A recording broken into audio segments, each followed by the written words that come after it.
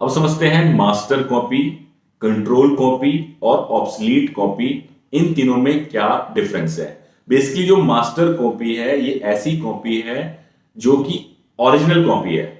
कोई भी हम जो कागज बनाते हैं उसकी एक ओरिजिनल कॉपी होती है, एक ओरिजिनल दस्तावेज होता है। जैसे हमारी मार्कशीट, मार्कशीट क्या हो गई, हमारी ओरिजिनल कॉपी हो गई, जो हमें बोर्ड से मिली वो हो गई हमारी ओरिजिनल कॉपी। ऐसे ही जब हम डॉक्यूमेंट बनाते हैं तो जो ओरिजिनल डॉक्यूमेंट होता है वो क्या कहलाता है, मास्टर कॉपी। मास्टर कॉपी को जर्नली कैसे आइडेंटिफाई किया जाता है, उसके ऊपर हम स्टैंप लगाते हैं मास्टर कॉपी की। जैसे यहां दिख रहा है आपको, इस तरीके से हम स्टैंप लगाते हैं मास्टर कॉपी की डॉक्यूमेंट के ऊपर, और उसके बाद उसको हम यूज करते हैं और उसको एक मास्टर कॉपी की फाइल बना करके रखते हैं।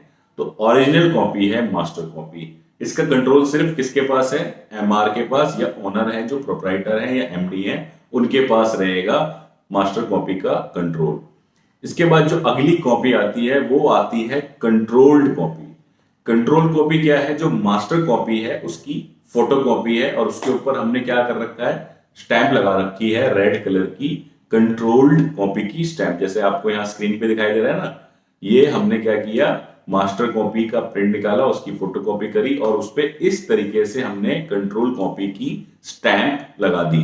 तो ये क्या हो गई, हमारी कंट्रोल कॉपी हो गई।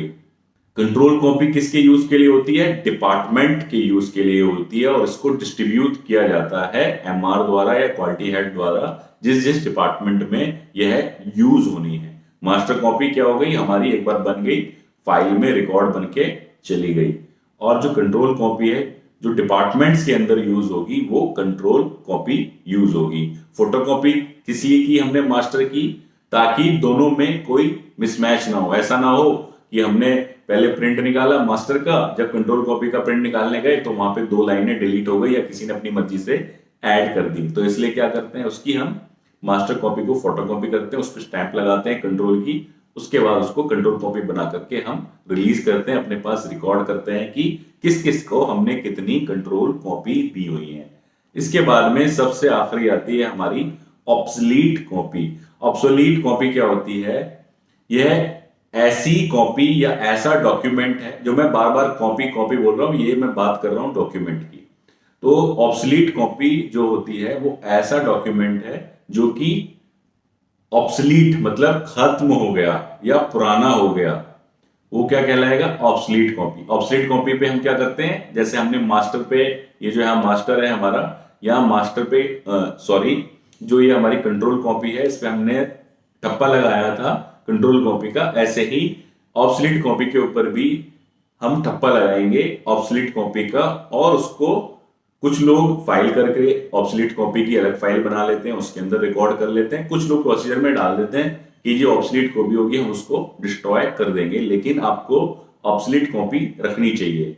कुछ लोग इसका क्या तरीका करते हैं कि उसको सॉफ्ट में रख लेते हैं। जब रिवाइज करेंगे ना, सपोज की रिवीजन 01 आ गया, तो रिवीजन 00 जो है, मतलब जो पुराना डॉक्यूमेंट है वो क्या होगा, ऑब्सलीट हो जाएगा।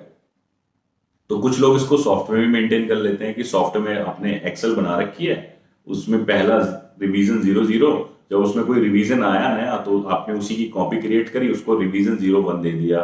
रिवीजन 00 ऑब्सलीट कॉपी हो गई और रिवीजन 01 हमारी मास्टर और कंट्रोल कॉपी करंट वाली हो गई।